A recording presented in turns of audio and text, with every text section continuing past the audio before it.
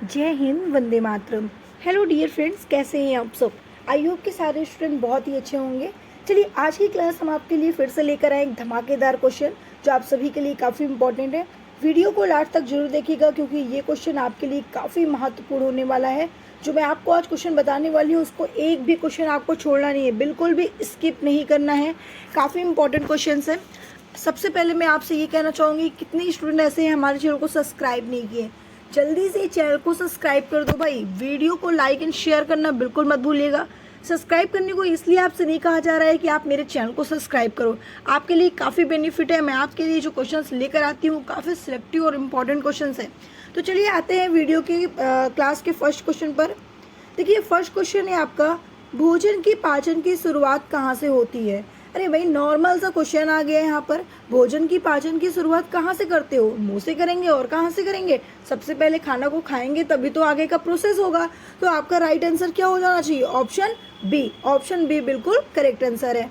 Next अगर हम बात करते हैं यहाँ पर अमाशय की, तो अमाशय का शेप किस आकार का होता है? आपको बताना है जे आकार का होता है। ठीक है, चलिए आगे बढ़ते हैं नेक्स्ट क्वेश्चन पे।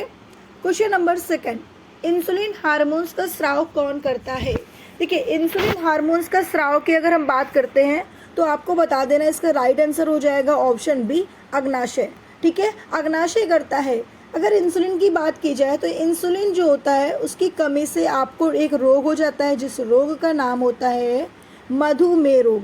कौन सा रोग होता है? मधुमेह रोग होता है इंसुलिन की कमी से। ठीक है, अब देखिए, अगर अग्नाशय की आप बात करते हो तो आपको याद होना चाहिए कि अग्नाशय में देखो दो प्रकार की कोशिका पाई जाती है। एक होता है आपका बाह्य स्रावी कोशिका, एक होता है आपका अंतःस्रावी कोशिका। यानी कि जो कोशिका होती है इंडोक्राइन सेल्स और एक्सोक्राइन, दो प्रकार की सेल्स होती हैं। एक मिनट में यहाँ पे लिख दे रही हूँ जिससे कि आप नोट भी कर सको और अच्छे से समझ भी सको। ठीक है, देखिए, दो प्रकार की कोशिका होती है। एक आपका होता है क्या? इंडोक्राइन। एक आपका क्या होता है? एक्सोक्राइन। दो प्रकार की कोशिका मैंने बताई। ठीक है, इंडोक्राइन जो होती है, ठीक है, वो लैंगरहैंस के आईलेट्स में पाई जाती है। ठीक है, क्या बताएंगे? इंडोक्राइन जो होती है वो कहाँ पे होती है भाई? लैंगरहैंस के आईलेट्स में पाई जाती है, जो अग्नाशय में बिखरे हुए छोटे छोटे समूहों में होती है। ठीक है, और अंतःस्रावी कोशिका जो होती है वो कई सारी सेल्स होती हैं, जैसे कि अल्फा सेल्स, ठीक है, बीटा सेल्स, डेल्टा सेल्स और एफ सेल्स। ये 4 टाइप की सेल्स होती हैं और सभी सेल्स का अलग अलग फंक्शन होता है।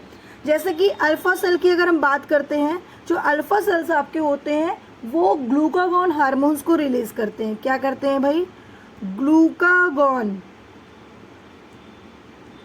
ग्लूकागॉन हार्मोन्स को रिलीज करते हैं। कौन? ये अल्फा कोशिका, जो रक्त शर्करा के स्तर को बढ़ाने का काम करती है। ठीक है, बीटा की बात की जाए तो बीटा जो होता है वो क्या करता है भाई? तो आपको बताना है कि बीटा कोशिका इंसुलिन हार्मोन्स को सिक्रेट करती है। ठीक है, याद रखेंगे, जो रक्त स्तर को कम करने का काम करता है। भाई यहाँ पर मैंने बताया कि जो ग्लूकागॉन होता है वो बढ़ाने का काम करता है, बीटा जो होता है वो कम करने का काम होता है। दो क्लियर हो गए। अब आता है आपका डेल्टा कोशिका, है ना। तो डेल्टा कोशिका की बात करें तो ये सोमैटोस्टैटिन हार्मोन्स। कौन सा हार्मोन्स भाई? यहाँ पे नोट कर लीजिएगा, सोमैटोस्टैटिन।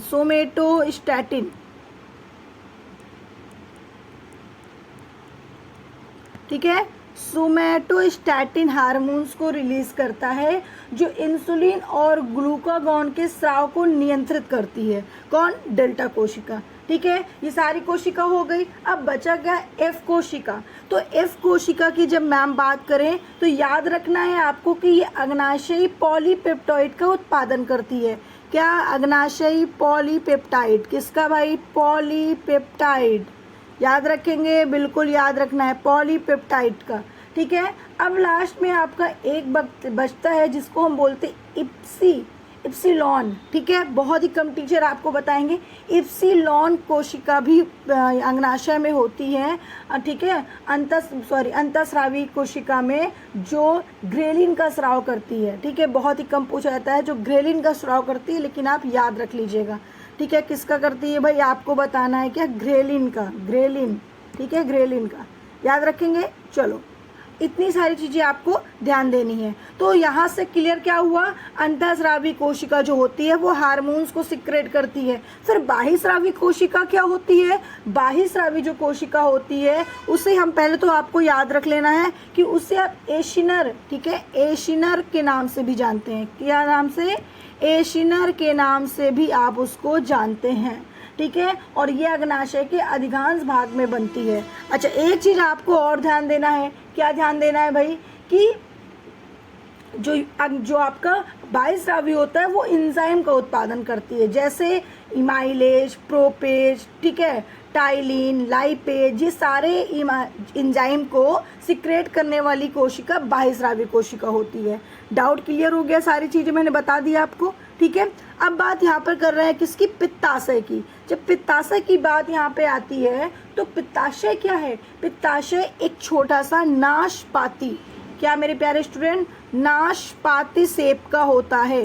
क्वेश्चन पूछा जाए कि पित्ताशय किस आकार का होता है, नाशपाती शेप का होता है, जो पाचन में मदद करता है। ये लीवर द्वारा बनाए गए पित्त को संग्रहित करता है और फिर इसे छोटी आंत में छोड़ता है, जहां ये वसा को पचाने में मदद करता है, ठीक है। चलो आगे बढ़ते हैं हम लोग नेक्स्ट पे। नेक्स्ट क्वेश्चन है, निम्न में से कौन सा कथन गलत है। यहाँ पर देखिए पूछा गया कि कौन सा कथन गलत है। मेरे प्यारे स्टूडेंट, सबसे पहले तो ऑप्शन ए पे आइए। ऑप्शन ए पे कह रहा है कृतक, रत्नक, अग्रचवर्णक, चवर्णक, ये चारों दांत के प्रकार हैं। यस मैम, ये चारों दांत के प्रकार हैं और ये बिल्कुल करेक्ट भी हैं, ये बिल्कुल करेक्ट भी हैं, ठीक है, और एकदम लाइन से है, ये बिल्कुल करेक्ट है। तो 3 ऑप्शन में देखना है कौन सा रॉन्ग है। देखिए कृंतक की बात करें तो कृंतक का काम होता है, कृंतक जो होता है, ठीक है, कृंतक की बात जब की जाती है तो कृंतक होता है सामने के दांत। कहाँ के दांत होते हैं भाई, सामने के दांत होते हैं, जिसे हम कृंतक कहते हैं। इसका काम क्या होता है, ये भोजन को काटता है, ठीक है, भोजन को काटता है। तो कृंतक का काम क्या है, भोजन को काटना। इसका मतलब ये सही है, बिल्कुल सही है, इसको हटा दिया जाए। अब आते हैं रत्नक पर। रत्नक का काम क्या होता है, ये बगल का दांत होता है, कृंतक के बगल वाला दांत रत्नक कहलाता है, ठीक है। तो इसका काम क्या होता है, भोजन को फाड़ता है, ठीक है, ये भोजन को फाड़ता है, चीरने और फाड़ने का काम करता है, ये भी सही है फिर, ठीक है। अब आते हैं अग्रचवर्णक, ठीक है। अग्रचवर्णक का काम क्या होता है, ये पीछे के दांत में स्थित होते हैं, यानी कि रत्नक के पीछे स्थित होता है, जो भोजन को कुचलने का काम करता है, ठीक है, भोजन को क्या करता है, कुचलने का काम करता है। तो इसमें तो अग्रचवर्णक नहीं दिया, उसको भी छोड़ देते हैं। अब आते हैं चवर्णक। चवर्णक का काम क्या होता है, ये अग्रचवर्णक के पीछे स्थित होता है और ये भोजन को पीसने का काम करता है। तो भाई ये भोजन को पीस भी रहा है, इसका मतलब कि चारों ऑप्शन सही है, इसमें गलत तो कोई है ही नहीं है, तो ये क्वेश्चन ही गलत है भाई। निम्न में से कौन सा कथन गलत है, नहीं कौन सा कथन गलत है ही नहीं, कोई नहीं है इसका आंसर, ठीक है। तो आपको यहाँ पे ध्यान देना है, कोई बात नहीं, मैंने आपको जो बताया एकदम सही बता दिया है कि इसमें कोई भी गलत नहीं, सारे सही हैं, ठीक है। चलिए आते हैं नेक्स्ट पे।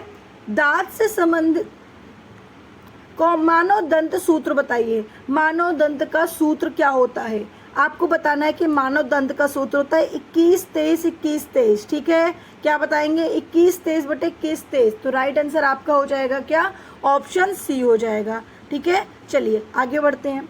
मानव शरीर में एसिडिटी का मुख्य कारण क्या है। देखिए मानव शरीर में एसिडिटी का जो मुख्य कारण होता है वो क्या हो सकता है, आपको बताना है कि जब हाइड्रोक्लोरिक एसिड की अधिकता हो जाती है शरीर में तो आपको एसिडिटी हो जाती है। भाई एसिडिटी तो हो ही जाती है, जिसे हम क्या कहते हैं, हाइपरक्लोराइड्रिया। क्या कहते हैं, मैं लिख दूं यहाँ पे, बिल्कुल लिख दे रही हूँ। उससे हम क्या कहते हैं, एक मिनट, क्या कहते हैं मेरे प्यारे स्टूडेंट, आप कहोगे मैम इसे कहा जाता है हाइपर क्लोराइडिया।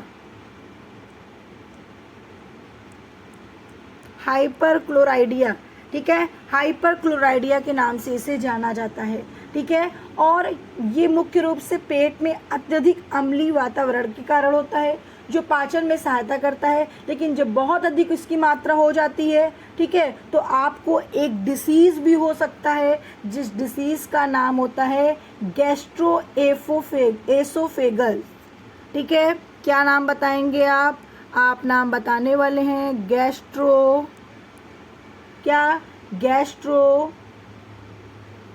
एसोफेगल, एक मिनट, एसोफेगल,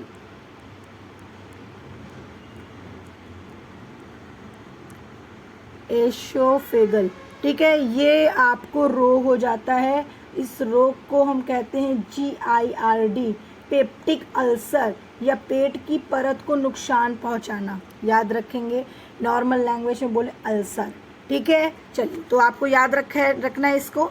नेक्स्ट क्वेश्चन पे, एमिनो अम्ल से किसका निर्माण होता है? देखिए, एमिनो अम्ल से किसका निर्माण होता है? आप कहोगे मैम प्रोटीन का निर्माण होता है। प्रोटीन की खोज किसने की थी? बर्जीलियस नामक वैज्ञानिक ने प्रोटीन की खोज की थी, ठीक है। आते हैं नेक्स्ट क्वेश्चन पे। नेक्स्ट है, कौन सा अम्ल पेट के जीवाणुओं को नाश करता है? तो कौन सा अम्ल होता है जो पेट के जीवाणुओं को नाश करता है? आपको बताना है हाइड्रोक्लोरिक एसिड, ठीक है। हाइड्रोक्लोरिक एसिड ही क्या करता है? जीवाणुओं को नाश करता है। HNO3, अगर इसकी बात करें, इसको हम बोलते हैं नाइट्रिक एसिड। क्या बोलते हैं भाई? नाइट्रिक एसिड के नाम से जाना जाता है, ठीक है, नाइट्रिक एसिड। ओके, याद रखेंगे आप सभी लोग इसका नाम, ठीक है। ये अत्यधिक संरक्षक और मजबूत एसिड होता है, ठीक है। चलिए आगे बढ़ते हैं नेक्स्ट क्वेश्चन पे। नेक्स्ट है, क्षार से संबंधित कथन कौन सा गलत है? देखिए, अब आपको यहाँ पर ध्यान देना है, कौन सा कथन गलत है? Sodium hydroxide, calcium hydroxide, magnesium hydroxide के अन्य नाम लिखे हैं, जो आपको बताना है इसका अन्य नाम क्या सही है। सोडियम हाइड्रोक्साइड को किस नाम से जानते हैं? कैल्शियम हाइड्रोक्साइड को किस नाम से जानते हैं? और मैग्नीशियम हाइड्रोक्साइड को किस नाम से जानते हैं? सॉरी, तो जल्दी से बताइए, यहाँ पर गलत कथन पूछा है। Caustic soda sodium hydroxide right है या गलत है? बिल्कुल राइट है, ठीक है। इससे हम लोग बिल्कुल सही जानते हैं, सोडियम हाइड्रोक्साइड को कास्टिक सोडा के नाम से जाना जाता है। उसके अलावा इसका एक और नाम आपको मैं बताती हूँ, ठीक है। उसके अलावा इसे लाई के नाम से भी जानते हैं। क्या? लाई, लाई प्यारे स्टूडेंट, लाई के नाम से भी जाना जाता है, ठीक है। कैल्शियम हाइड्रोक्साइड को क्या कहते हैं? बिना बुझा चूना। क्या ये राइट है?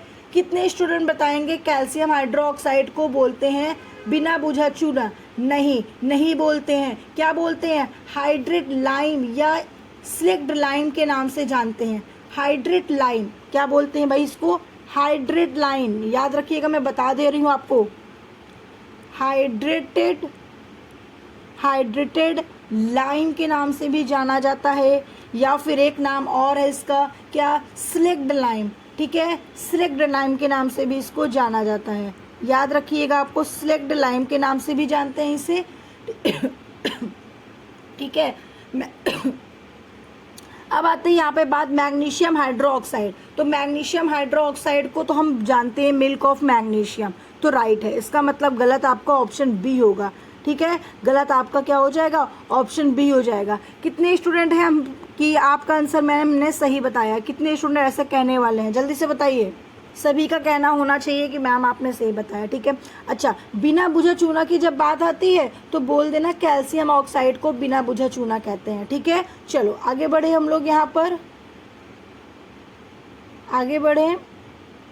नेक्स्ट क्वेश्चन है आपका, अपमर्जक से संबंधित कौन सा कथन सही है?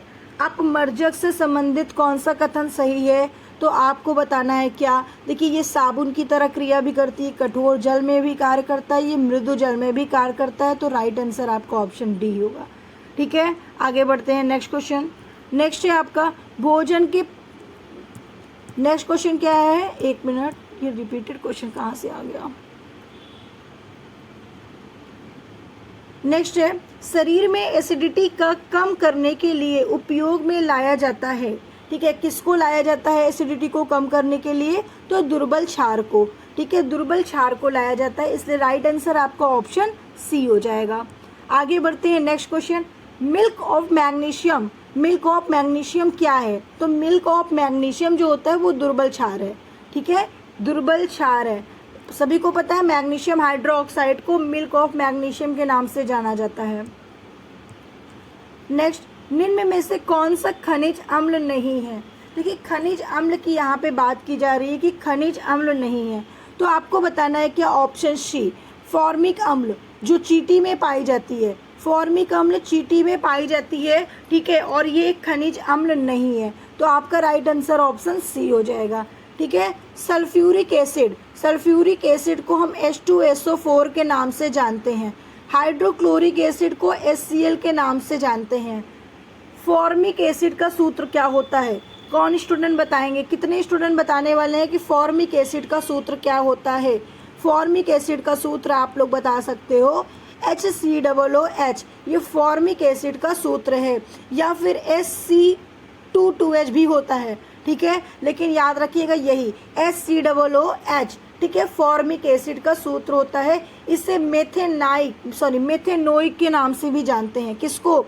फॉर्मिक एसिड को मेथेनोइक के नाम से भी जाना जाता है। मेरे प्यारे स्टूडेंट, बहुत सारे पॉइंट बता रही हूँ मैं आपको। इसे मेथेनोइक के नाम से भी जाना जाता है। सबसे सरल कार्बोक्सिलिक अम्ल होता है, एसिड होता है, ठीक है। चलिए आगे बढ़ते हैं। हमारे नेक्स्ट क्वेश्चन है, हमारे पाचन तंत्र में कौन सा अम्ल सहायक है? तो पाचन तंत्र में कौन सा अम्ल सहायक हो सकता है? तो आपको बताना है क्या? Hydrochloric acid. Hydrochloric acid option गलत है, ऑप्शन ए होगा। हमारे पाचन तंत्र में कौन सा अम्ल सहायक होगा भाई? हाइड्रोक्लोरिक एसिड होगा, ठीक है। चलिए आगे बढ़ते हैं नेक्स्ट क्वेश्चन पे। अम्लीय वर्षा का मुख्य कारण क्या है? तो अम्लीय वर्षा का जो मुख्य कारण होता है वो सल्फर डाइऑक्साइड भी होता है, जिसको SO2 कहा जाता है।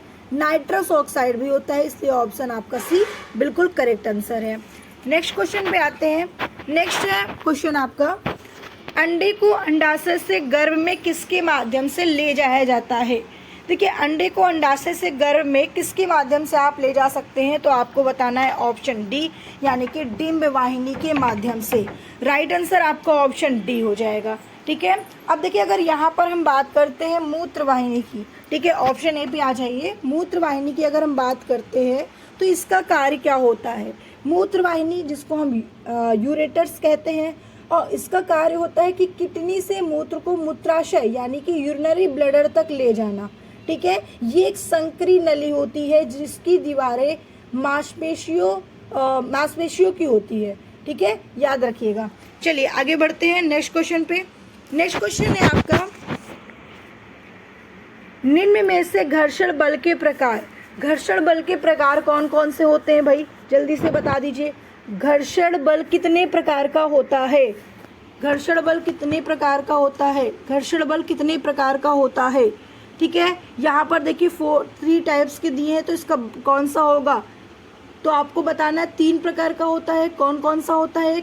आपका स्थैतिक घर्षण, सर्पी घर्षण और लोटनिक घर्षण।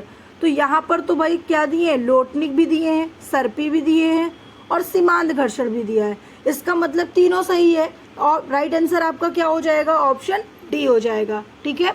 आगे बढ़ते हैं नेक्स्ट क्वेश्चन। प्रत्येक क्रिया के विपरीत दिशा में प्रतिक्रिया होती है, यह कौन सा नियम है? ठीक है, यह कौन सा नियम है गति का? प्रथम नियम, द्वितीय नियम, तृतीय नियम या इनमें से कोई नहीं? जल्दी से बताइए। प्रत्येक क्रिया के विपरीत दिशा में प्रतिक्रिया होती है, तो ये कौन सा नियम है? जल्दी से बता दीजिए, इसका क्या आंसर होगा?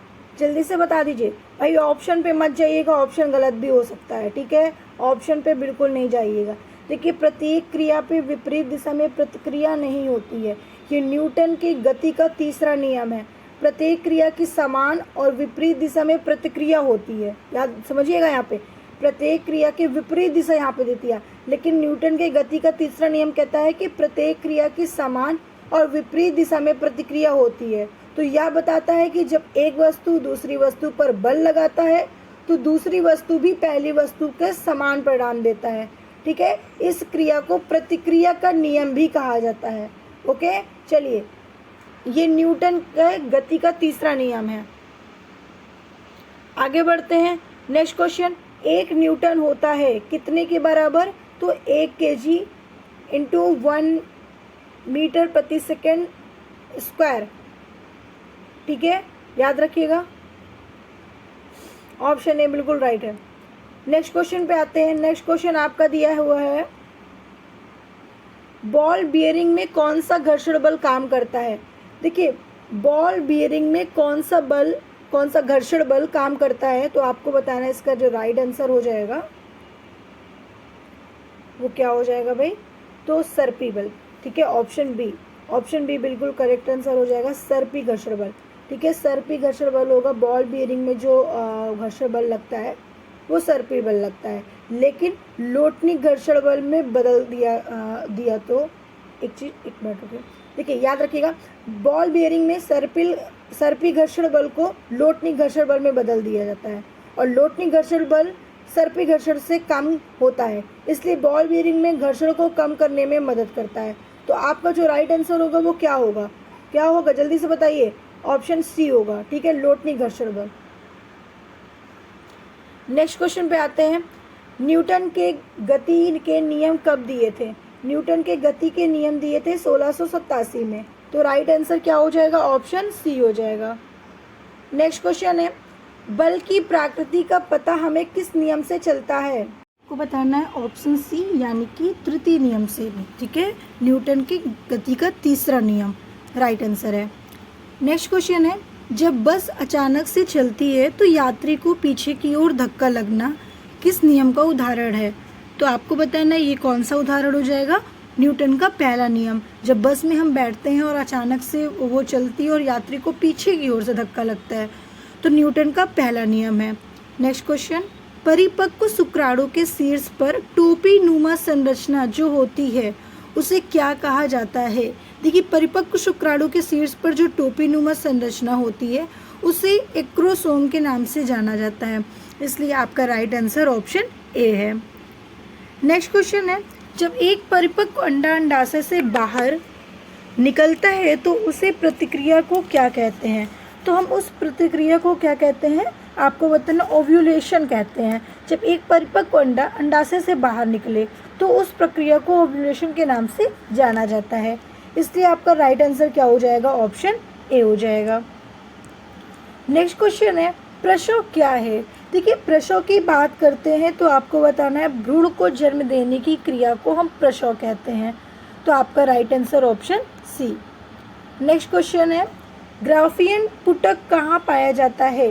देखिए, ग्राफियन पुटक की बात अगर हम करते हैं तो ग्राफियन पुटक कहाँ पाया जाता है, आपको बताना है अंडाशय में पाया जाता है, तो राइट आंसर आपका ऑप्शन सी। अंडाशय को इंग्लिश में ओवरी कहते हैं, जिसको नहीं मालूम है, हिंदी में इशू होता है वो इंग्लिश भी जान ले। नेक्स्ट है, गर्भावस्था के दौरान गर्भाशय की परत को बनाए रखने के लिए कौन सा हार्मोन जिम्मेदार होता है? देखिए, अगर हम यहाँ पे बात करते हैं हार्मोन्स की, तो देखिए सबसे पहले तो यहाँ पे जितने दिए हुए हैं वो सभी क्या हैं, हार्मोन्स ही हैं। ठीक है, सबका अलग अलग अपना कार्य होता है। क्या कार्य होता है सबको एक एक करके हम बताते हैं। देखिए, सबसे पहले आपको जानना है एंड्रोजन। ठीक है, एंड्रोजन की बात यहाँ पे करें, एंड्रोजन जो होता है ये मुख्य रूप से पुरुष सेक्स हार्मोन्स है। एंड्रोजन जो होता है वो पुरुष सेक्स हार्मोन्स होता है। ठीक है, जो पुरुषों में पुरुष विशेषताओं के विकास को बढ़ावा देता है। ओके, नेक्स्ट है आपका ऑक्सीटोसिन। ऑक्सीटोसिन की बात करते हैं तो इसको प्यार हार्मोन्स कहते हैं। ठीक है, इसको प्यार हार्मोन्स के नाम से जाना जाता है कि सामाजिक बंधन को मातृत्व जैसे व्यवहारों से जोड़ने का काम करता है। एस्ट्रोजन जो मुख्य रूप से महिला सेक्स हार्मोन्स होता है। ठीक है, ये महिला सेक्स हार्मोन्स है, ये पुरुष सेक्स हार्मोन्स है। ओके, जो महिला के प्रजनन प्रणाली और माध्यमिक महिला यौन विशेषताओं के विकास में महत्वपूर्ण भूमिका निभाता है। याद रखेंगे आप लोग। ठीक है, अच्छा, अब यहाँ पे बात आती है क्वेश्चन की, तो क्वेश्चन कह रहा है कि गर्भावस्था के दौरान गर्भाशय की परत को बनाए रखने के लिए कौन सा हार्मोन जिम्मेदार होता है? तो आपको बताना है क्या, ऑप्शन डी, प्रोजेस्टेरॉन। ठीक है, ऑप्शन डी यानी कि महिलाओं का हार्मोन्स। आगे बढ़ते हैं, गर्भाशय के कितने स्तर होते हैं? देखिए, गर्भाशय के 3 स्तर होते हैं। कितने स्तर होते हैं भाई? 3 स्तर होते हैं। नेक्स्ट है ट्यूबेक्टोमी। ठीक है, ट्यूबेक्टोमी किसको रोकता है? देखिए, ट्यूबेक्टोमी किसको रोकता है? निषेचन को रोकता है, तो राइट आंसर ऑप्शन बी हो जाएगा।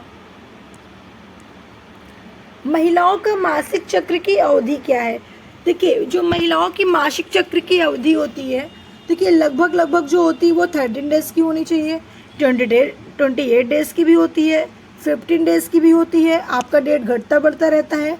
तो यहाँ पर जो मैक्सिमम राइट आंसर होना चाहिए वो 28 डेज़ की होती है मासिक चक्र। ठीक है। प्रोस्टेट ग्रंथि किसके नीचे मौजूद होती है? देखिए, प्रोस्टेट ग्रंथि की बात यहाँ पे हम कर रहे हैं आपसे। सबसे पहले तो बताओ प्रोस्टेट ग्रंथि होती कहाँ है और इसका क्या कार्य होता है ना। सिंपल सी बात है कि आपको इतना तो अनुभव हो चुका होगा कि यहाँ पर ये प्रजनन कोशिका से ही संबंधित है, यानी कि प्रजनन स्थल से ही संबंधित है। ठीक है। तो प्रोस्टेट ग्रंथि की बात करें तो ये पुरुषों में मूत्राशय के नीचे, ठीक है, मूत्राशय के नीचे और मलाशय के समान स्थित होती है। ये एक छोटी अखरोट के आकार की ग्रंथि होती है। इसका जो मुख्य कार्य होता है वो वीर में, यानी कि जो जन से वीर निकलता है, ठीक है, प्राइवेट पार्ट से, वो एक तरल पदार्थ का उत्पादन करती है जो शुक्राणु को पोषण देता है और उनके संचलन में मदद करता है। ठीक है। चलिए, अब इसका आंसर क्या होगा? किसके नीचे मौजूद होती है? तो मूत्राशय के नीचे। ठीक है, मैंने आपको पहले ही बता दिया। नेक्स्ट आपका है एरिस्टोटल की लांटेन किस में होती है? तो समुद्री एनीमोन में होती है, इसलिए राइट आंसर आपका हो जाएगा ऑप्शन बी। नेक्स्ट, फलों को कृत्रिम रूप से पकाने हेतु कौन सी गैस प्रयोग की जाती है? तो कौन सी गैस प्रयोग की जाती है फलों को पकाने के लिए? एथिलीन का प्रयोग किया जाता है। किसका भाई? एथिलीन का। एथिलीन का सूत्र क्या होता है आपको बताना है, C2H4। C2H4 एथिलीन का सूत्र होता है। एसिटिलीन का क्या होता है? C2H2 एसिटिलीन का होता है। एथेन का क्या होता है? C2H6 एथेन का होता है। ओके, चलिए नेक्स्ट क्वेश्चन पे आते हैं। किसी चालक का प्रतिरोध कम है तो उसकी चालकता होगी, उसकी चालकता अधिक होगी। तो राइट आंसर आपका क्या हो जाएगा? ऑप्शन ए हो जाएगा। नेक्स्ट क्वेश्चन, निम्नलिखित में से किसे वर्गीकी का जनक कहा जाता है? वर्गीकी का जनक की बात जब आती है तो आपको याद आना चाहिए किसका नाम? ट्रेविनेरस का या लीनियस का? लीनियस का। कैरोलस लीनियस इनका पूरा नाम है। कैरोलस लीनियस ने वर्गीकी की खोज की थी। अरस्तु की बात ही मत करो, इसको मैं आपको डिटेल्स में बताऊंगी। एंटोनी वॉन लीवेनहॉक और ट्रेविनेरस ने किसकी खोज की थी ये भी मैं आपको आगे बताऊंगी। सबसे पहले अरस्तु की बात करते हैं। अरस्तु, देखिए अरस्तु सबसे पहले तो ये इन्होंने तर्क शास्त्र की खोज की, नैतिकता की खोज की, राजनीति में भी इन्होंने, पॉलिटिक्स में भी पुस्तक लिखी, जीव विज्ञान की खोज की, कविता और नाटक में भी इन्होंने भाग लिया और भौतिक विज्ञान की भी खोज की। देखिए, तर्कशास्त्र में अरस्तु ने तर्कशास्त्र के पिता भी माने जाते हैं। नैतिकता में अरस्तु ने निकोमैचेन एथिक्स नामक पुस्तक में नैतिकता के सिद्धांतों का वर्णन किया है। राजनीतिक में पॉलिटिक्स नामक पुस्तक में विभिन्न राजनीतिक प्रणालियों और सरकार के स्वरूप का विश्लेषण किया है। जीव विज्ञान, ठीक है, जीव विज्ञान, अरस्तु ने जीव विज्ञान के क्षेत्र में भी बहुत बड़ी महत्वपूर्ण भूमिका निभाई है। कविता और नाटक की बात करो तो अरस्तु ने पोएटिक्स नामक पुस्तक में कविता और नाटक के सिद्धांत का विश्लेषण किया और भौतिक विज्ञान यानी कि फिजिक्स नामक पुस्तक में प्राकृतिक विज्ञान के सिद्धांतों का भी इन्होंने चर्चा किया है। याद रखिएगा, ठीक है। अब देखिए लीवेनहॉक, एंटोनी वॉन लीवेनहॉक, जब इनकी बात हम करते हैं तो एंटोनी वॉन लीवेनहॉक ने किसकी खोज की थी? सबसे पहले तो आप लोग कहोगे मैम बैक्टीरिया की खोज की थी। उसके अलावा इन्होंने प्रोटोजोआ की भी खोज की थी, ठीक है। उसके अलावा इन्होंने स्पर्म भी की खोज भी की थी, ठीक है। चलिए आगे बढ़ते हैं। वर्गीकरण की आधारित इकाई है। देखिए वर्गीकरण की आधारित इकाई की बात करें तो आपको बताना है स्पीसीज, ठीक है, स्पीसीज पर आधारित होता है। राइट आंसर आपका ऑप्शन बी। अगर हम यहाँ पर बात करते हैं, ठीक है, आगे क्वेश्चन की, तो सबसे पहले आपको बताना है आम का वैज्ञानिक नाम, आम का वनस्पति नाम। यहाँ पे वनस्पति गलत लिखा हुआ है। आम का वनस्पति नाम क्या होता है? मैंजीफेरा इंडिका होता है। याद रखिएगा, मैंजीफेरा इंडिका आम का वैज्ञानिक नाम है। राइट आंसर क्या? Option B. नेक्स्ट क्वेश्चन, चाय के पौधों का वनस्पति नाम क्या है? तो भाई चाय के पौधों का जो वनस्पति नाम होता है वो थिया साइनेंसिस, ठीक है, थिया साइनेंसिस चाय के पौधों का वनस्पति नेम होता है। नेक्स्ट, इनमें से कौन सा आदर्श गैस नहीं है? देखिए आदर्श गैस कौन सा है, ये तो मैंने लिख दिया लिस्ट में। Helium, neon, organ, krypton, xenon, radon और आपका हो जाएगा ओगेनेशन। ठीक है, ओगेनेशन, ये आपके क्या है, आदर्श गैस है। अब कह रहा है कि नोबल गैस नहीं है, कौन सा नहीं है, ब्रोमीन। तो राइट आंसर क्या हो जाएगा, ऑप्शन बी। नेक्स्ट, इनमें से कौन सी गैस अजनबी गैस कहलाती है? अजनबी गैस को हम लोग जिनॉन कहते हैं। भाई तुम अजनबी हो और अजनबी ही रह जाओगे, ये अजनबी गैस होती है। नेक्स्ट क्वेश्चन है, पिस्तौल यानी कि रिवॉल्वर जो होता है उसका आविष्कार किसने किया था? तो आविष्कार की जब बात आती है तो सैमुअल कोल्ट ने पिस्तौल की खोज की थी। तो राइट आंसर आपका ऑप्शन डी।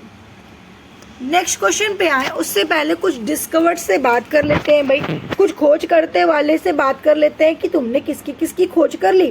भाई देखिए, प्रोटॉन की खोज जो कॉमन पूछे जाते हैं मैं आपको वही बता रही हूँ। प्रोटॉन की खोज गोल्डस्टीन ने की थी। इलेक्ट्रॉन की खोज जे थॉमसन ने की थी। न्यूट्रॉन की खोज जेम्स चैडविक ने की थी। भाप इंजन की खोज जेम्स वाट ने की थी। रेल इंजन की खोज जॉर्ज स्टीफेंसन ने की थी। रेडियम की खोज मैडम क्यूरी जी आ गई थी। दूरबीन की खोज गैलीलियो ने की थी। डायनामाइट की खोज अल्फ्रेड नोबेल के द्वारा किया गया था। टेली प्रिंटर की खोज इमिल वैन डोट और जॉन जर्ज, दो वैज्ञानिक थे जिन्होंने टेली प्रिंटर की खोज की। थर्मस फ्लक्स की खोज डेवार ने की। नाइट्रोजन की खोज डेनियल रदरफोर्ड ने की। ऑक्सीजन की खोज जे प्रिस्टले ने की। डीएनए का द्विकुंडली मॉडल की खोज वॉटसन एंड क्रिक के द्वारा किया गया था। तो इतने खोजकर्ता आपको याद होने चाहिए, और भी बहुत इंपॉर्टेंट है, इतना ही नहीं है लेकिन मैं आपके लिए कुछ लेकर आई हूँ। Next and last question, natrium इनमें से किसका लैटिन नाम है? तो नेट्रियम की बात करें तो सोडियम, जिसका सूत्र यानी कि एटॉमिक नंबर 11 और प्रतीक Na होता है। ठीक है, यहाँ पर कुछ आप नेम देख लीजिए जो पूछे जाते हैं, काफ़ी बार पूछे गए हैं। उसका लैटिन नेम क्या होता है और उसका सिंबल क्या होता है। ठीक है, यहाँ पे देखिए जैसे मैंने पूरा एक एक लिस्ट बना दिया है। ठीक है, antimony, copper, gold, iron, lead, mercury, potassium, silver, sodium, tin. ठीक है, टंगस्टन, इतने सारे सिंबल भी मैंने आपको बता दिया और उसका लैटिन नेम भी। इसको आप याद कर लीजिएगा, कई बार एग्जाम में पूछे जाते हैं। ठीक है, लास्ट क्वेश्चन आपके लिए है जो आप सभी को आंसर देना है। पोस्ट्रेट ग्रंथि किसके नीचे मौजूद होती है? इसका राइट आंसर क्या होगा? देखते हैं कितने स्टूडेंट इसका राइट आंसर कमेंट करते हैं। मेरे प्यारे स्टूडेंट, मैं आपके लिए जो क्वेश्चंस लेकर आई हूँ सारे क्वेश्चंस बहुत ही इंपॉर्टेंट एंड सिलेक्टिव क्वेश्चंस हैं। तो वीडियो में लास्ट तक बनने के लिए धन्यवाद, और ऐसी वीडियो देखने के लिए चैनल को सब्सक्राइब करके रखिए, क्योंकि आपके लिए काफ़ी इंपॉर्टेंट क्वेश्चंस है। बार बार मैं बच्चों से कहती हूँ, स्टूडेंट से कहती हूँ कि वेरी इंपॉर्टेंट क्वेश्चंस हैं।